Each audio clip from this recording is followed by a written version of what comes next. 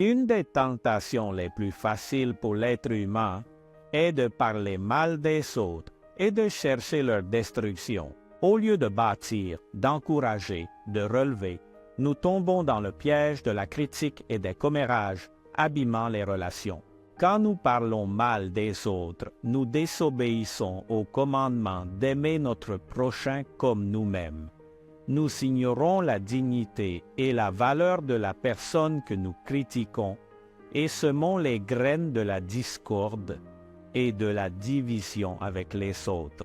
De plus, en disant du mal des autres, nous déshonorons Dieu, qui nous appelle à nous aimer les uns les autres, comme il nous a aimés.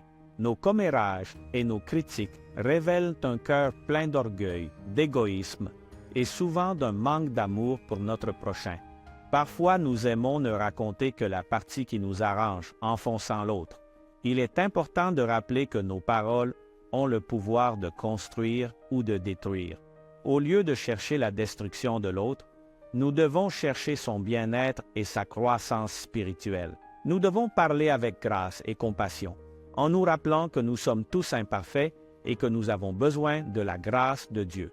Aujourd'hui, je t'invite à réfléchir sur tes propres paroles et attitudes envers les autres. Tu parles mal des autres et cherches leur destruction, ou cherches-tu leur bien-être et leur croissance spirituelle?